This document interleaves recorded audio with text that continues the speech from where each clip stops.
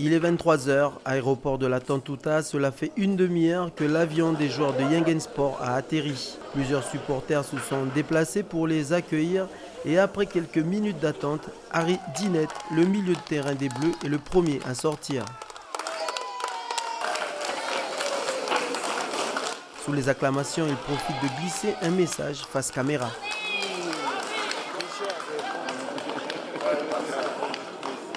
Si le reste de l'équipe sort de la petite porte de l'aéroport avec tout de même un semblant de bonne humeur chez certains joueurs, les supporters sont venus leur rappeler que par la grande porte, ils rentrent au pays pour avoir porté haut et fort les couleurs d'une commune, d'une région et de tout un pays.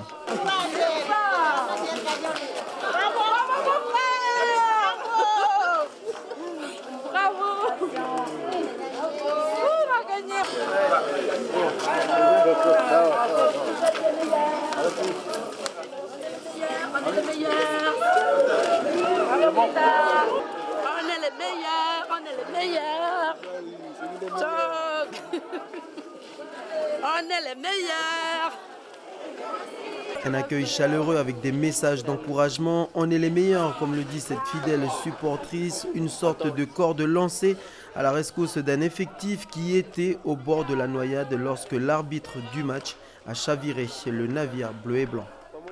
Parce que l'arbitre il a faussé la rencontre. À la mi-temps c'était 2-0. Et après il a expulsé des joueurs.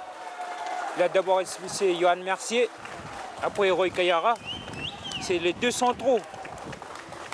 Alors ça a faussé la rencontre et c'est pour ça que après on ne pouvait pas jouer parce qu'il manquait des.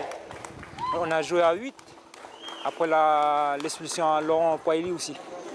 Puis on a posé des réserves techniques aussi pour pouvoir rejouer le match. Et ce qu'on espère, c'est de rejouer le match, mais ici, chez nous.